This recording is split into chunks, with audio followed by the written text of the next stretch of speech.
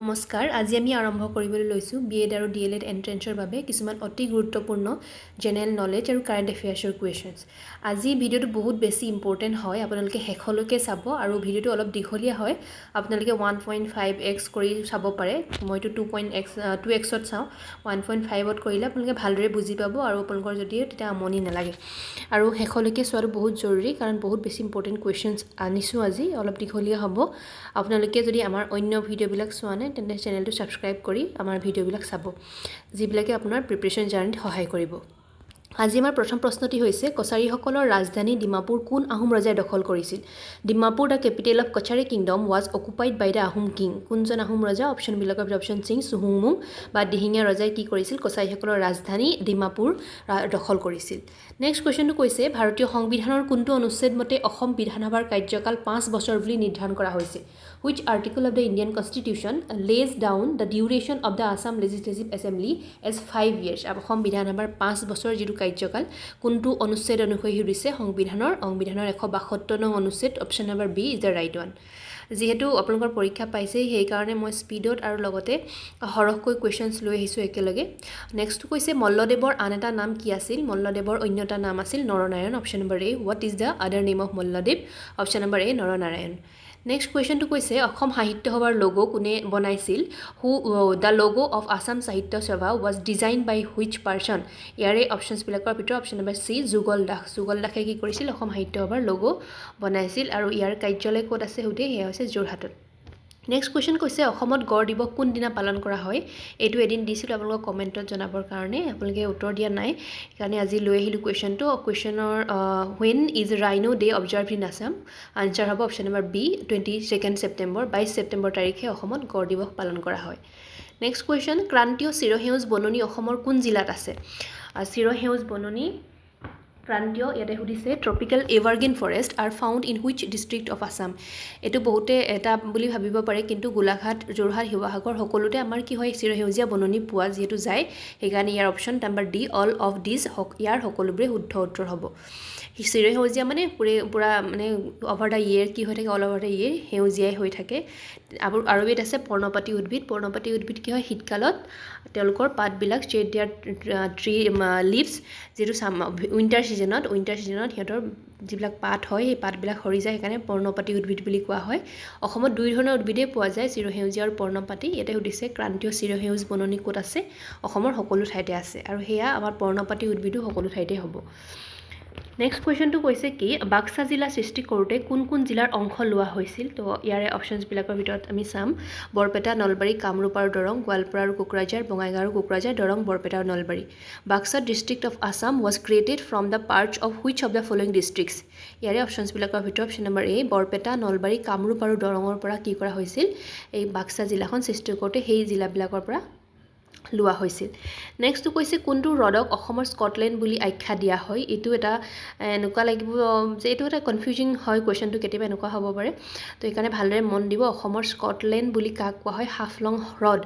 Which lake is regarded A Scotland of Assam আমি জানো যে হাফলঙাকে কয় ইয়াত সুধিছে কোনটো হ্ৰদক বুলি কৈছে হ্ৰদ লেকৰ কথা সুধিছে ঠাইখনো হৈছে আমাৰ হাফলং আৰু লগতে যিটো আমাৰ হ্ৰদ হয় হ্ৰদটোৰ কথাও কৈছে সেয়া হৈছে হাফলং লেক এইটো মনত ৰাখিব দেই অসমৰ কোনটো হ্ৰদক সুধিছে এনেও যদি সুধে স্কটলেণ্ড অফ আছাম তেতিয়াও হাফলং হয় এতিয়া হ্ৰদ বুলি সুধিছে সেইকাৰণে বহুতে ভাবিব যে হ্ৰদ নহয় চাগে এইটো চান্দুবি বুলি ভাবিব পাৰে কিন্তু হাফলঙকে কোৱা হয় অসমৰ স্কটলেণ্ড বুলি নেক্সটটো হৈছে মৈদামছ আৰ সেইটো সকলোৱে জানে মৈদাম হয় কি যে সম্ভ্ৰান্ত আহোমসকল আৰু ৰজাসকলৰ সমাধিস্থল ইয়াতে অপশ্যনছবিলাকৰ ভিতৰত option number A is the right one elaborate burial tanks of Ahom nobility and kings next question হৈছে পিয়লি ফুকন নামৰ অসমীয়া বোলছবিখনৰ পৰিচালক কোন আছিল who was the director of the Assamese movie Piyoli Phukan অপশ্যনবিলাকৰ ভিতৰত অপশ্যন এ ফণী শৰ্মা আছিলে পিয়লি ফুকন নামৰ কথাছবিৰ পৰিচালক নেক্সট কুৱেশ্যনটো কৈছে তলত দিয়া কোনখন বন্যপ্ৰাণী অভয়াৰণ্য অসমৰ ওদালগুৰি জিলাত আছে which of the following wild life sanctuaries is located in Udalguri district of Assam সেইকাৰণে আমাৰ নেশ্যনেল পাৰ্ক আৰু আমাৰ যিবিলাক ৱাইল্ড লাইফ চেঞ্চুৰী জনাটো প্ৰয়োজন তাৰ পৰা এটা হ'লেও কুৱেশ্যন আহে এনেকৈ আপোনালোকৰ B.Ed এণ্ট্ৰেন্সত নাহিলেও মিলাবলৈ আহিব পাৰে তো ডাইৰেক্ট নাহিলেও কিন্তু আমি জনাটো প্ৰয়োজন জানিলেহে আমি মিলাব পাৰিম ইয়াৰে অপশ্যনছবিলাকৰ ভিতৰত অপশ্যন নম্বৰ বি বৰনদী ক'ত আছে আমাৰ ওদালগুৰি জিলাত আছে নেক্সট কুৱেশ্যন উত্তৰ কাছাৰ পৰ্বত কিহৰ কাৰণে বিখ্যাত বা জনাজাত North Cachar hill is known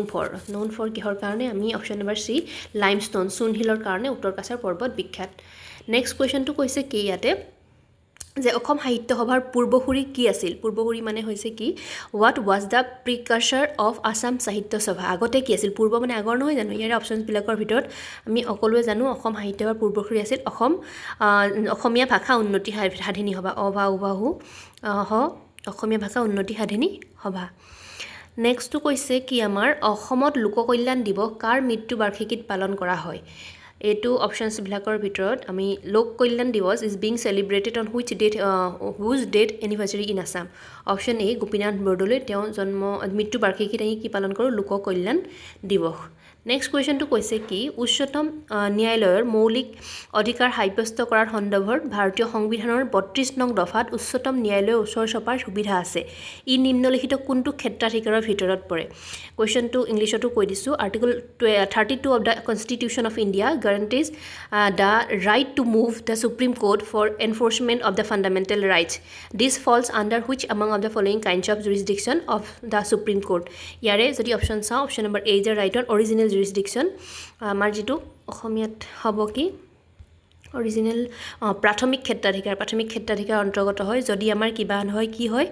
যে মৌলিক অধিকাৰ ক্ষেত্ৰত দেখা যায় যে ভায়োলেশ্যন হৈছে তেতিয়াহ'লে তাৰ সন্দৰ্ভত আমি কাৰ ওচৰ চাপিব পাৰোঁ ন্যায়ালয়ৰ ওচৰ চাপিব পাৰোঁ আৰু এই কথাটো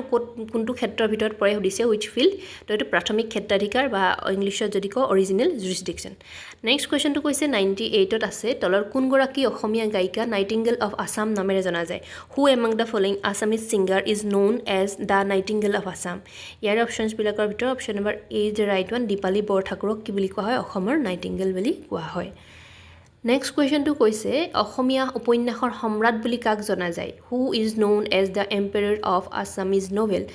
এইটো বহুত ইজিয়ে কুৱেশ্যন হয় সকলোৱে জানে অপশ্যন নম্বৰ এ ৰজনীকান্ত বৰদলৈক অসমীয়া উপন্যাস সম্ৰাট বুলি কোৱা হয় আৰু তেওঁ গ্ৰন্থবিলাক চাই ল'ব মিৰি জীয়ৰী আৰু কি কি আছিল ভালদৰে আপোনালোকে এবাৰ চাই ল'ব নেক্সট কুৱেশ্যনটো কৈছে ইয়াতে অসমীয়াতে লিখা নাই which river separates Karbi Anglong plateau and Naga hills Karbi Anglong plateau Naga হিলছক কোনটো আমাৰ কোনখন ৰিভাৰে আমাৰ পৃথক কৰিছে সুধিছে ইয়াৰ অপশ্যনছবিলাকৰ ভিতৰত ধনশিৰি নদীয়ে কি কৰিছে কাৰ্বি আংলঙৰ কাৰ্বি মালভূমি আৰু নাগাহিলক দুটা ছেপাৰেট কৰিছে পৃথক কৰিছে নেক্সট কুৱেশ্যনটো কৈছে অসমৰ কোনখন জিলাৰ অৰ্থ পাহাৰৰ জিলিকি থকা চহৰ The name of which district of Assam means a shining town situated on a hill. এইটো অলৰেডি মই এবাৰ কৈছিলোঁ বাৰু আপোনালোকক কুৱেশ্যন আকাৰে দিয়া নাই ইয়াৰে উত্তৰটো হ'ব অপশ্যনছবিলাকৰ ভিতৰত অপশ্যন নম্বৰ বি চৰাইদেউ কি বুলি কোৱা হয় পাহাৰৰ জিলিকি থকা চহৰ যিটো পাহাৰীয়া নিচিনা হয় a shining town situated on a hill পাহাৰত অৱস্থিত নেক্সট কুৱেশ্যনটো কৈছে মামণি ৰয়ছম গোস্বামীৰ প্ৰথমখন চুটিগল্প সংকলনৰ নাম কি what is the name of the first short stories collection by Mamoni Raisom Goswami ইয়াৰে অপশ্যনছবিলাকৰ ভিতৰত option number D is the right one Chinaki Morom হৈছে তেওঁৰ কি হয় আমাৰ প্ৰথমখন চুটিগল্পৰ সংকলন নেক্সট কুৱেশ্যনটো হৈছে চানডুবি হ্ৰদ ভূঁইকঁপৰ কাৰণে কেতিয়া সৃষ্টি হৈছিল when was Chandubi lake formed due to earthquake এইটো আমি জানো যে চানডুবি হ্ৰদ কি হৈছিল কেনেদৰে সৃষ্টি হৈছিল ভূমিকম্পৰ ফলত ইয়াৰে অপশ্যনছবিলাকৰ ভিতৰত দুটা অপশ্যন আপোনাৰ খেলিমেলি নকৰিব 12 জুন 1897 আছে আৰু ইটো আছে 12 জুন 1987 আমাৰ বহুতৰে 19 আৰু 18টো মানে জানিলেও কেতিয়াবা খেলিমেলি হয় সেইকাৰণে আপোনালোকে ভালদৰে চাব 18 হে হয় 1987 নহয় ডেটটো একে দিছে 12 জুন 1897 অপশ্যন নম্বৰ এ 1897 নেক্সটটো কৈছে প্ৰতি বছৰে মাঘ মাহত যেহেতু ফেব্ৰুৱাৰীৰ দিছে ফেব্ৰুৱাৰীৰ পূৰ্ণিমা দিনা কি দিৱস পালন কৰা হয় দিছে পূৰ্ণিমাৰ দিনা আমি পালন কৰোঁ কি every year which day is celebrated on the full moon day on the month of Magh February তো ইয়াৰে অপশ্যনছবিলাকৰ ভিতৰত option number B option number C Bir Chilarai দিৱস আমি পালন কৰোঁ কেতিয়া এই ফেব্ৰুৱাৰী মাহত আৰু এতিয়া মাঘ বিহুৰ পূৰ্ণিমাৰ দিনা নেক্সটটো কৈছে 31 মাৰ্চ তাৰিখৰ কাৰ জন্মবাৰ্ষিকী দিনটোত অসমত ছাত্ৰ দিৱস হিচাপে পালন কৰা হয় which birth anniversary on March 31st is being celebrated as students day in Assam এইটো একেবাৰে ইজি হয় ষ্টুডেণ্ট ডে আমি কাৰ জন্মবাৰ্ষিকীত পাতোঁ সেয়া হৈছে অপশ্যন নম্বৰ বি উপেন্দ্ৰনাথ বড়ৌফা বুলিও জনা যায় তেওঁক আৰু তেওঁৰ জন্মদিনটো আমি কি হিচাপে পালন কৰোঁ অসমত 31 মাৰ্চ ছাত্ৰ দিৱস হিচাপে নেক্সটটো কৈছে কি যে কোন চনত আৰু কিহৰ কাৰণে কুশল কোঁৱৰক ফাঁচি দিয়া হৈছিল in which year Kushal Konwar was hanged by the British and for what cause আমি সকলোৱে জানো এই কথাটো তেওঁ কি কৈছিল যিহেতু ট্ৰেইনৰ লাইন শ্বুট কৰিছিল সেইটো হ'ব অপশ্যন নম্বৰ ইয়াতে আছে চি অপশ্যন নম্বৰ চি 1943 গোলাঘাটৰ ইয়াতে অসমীয়াটো লিখা নাই বেংগলীত আছে ঠিক আছে গোলাঘাটেৰ কাছে ৰেল লাইন শ্বুট কৰাৰ খৰজন্তে দুখী সাব্যস্ত হোৱাৰ কাৰণে গোলাঘাটত যিটো আমাৰ কি কৰিছিল লাইন শ্বুট কৰিছিল ৰেলখন তাৰ কাৰণে কি কৰিছিল তেওঁক দুখী সাব্যস্ত কৰি 1943 কি কৰা হৈছিল তেওঁক ফাঁচি দিয়া হৈছিল option number C 1943 declared guilty of conspiracy for a train derailment near Golaghat নেক্সটটো কৈছে এইটো এটা ইম্পৰ্টেণ্ট হয় মই কৈ দিছিলোঁ বাৰু কুৱেশ্যন আকাৰে দিয়া নাছিলোঁ 58তম জ্ঞানপীঠ বঁটা কোনে লাভ কৰিছিল who won the 58th Jnanpith award ইয়াৰে অপশ্যনছবিলাকৰ ভিতৰত অপশ্যন নম্বৰ এ গুলজাৰ তেওঁ 58 সংখ্যক কি পাইছিল জ্ঞানপীঠ এৱাৰ্ড পাইছিল নেক্সটটো এইটো এটা ইম্পৰ্টেণ্ট হয় শ্ৰীমন্ত শংকৰদেৱ 2023 এৱাৰ্ডটো দিছে আচলতে এইটো কাৰেণ্ট এফেয়াৰ্ছ হয় এতিয়া দিছে আপোনালোকে নাভাবিব এইটো 25 হ'ব লাগিছিলে বুলি আচলতে 23 দিবলগীয়া এৱাৰ্ড থাকে ন তেনেকৈ থাকি যোৱাটো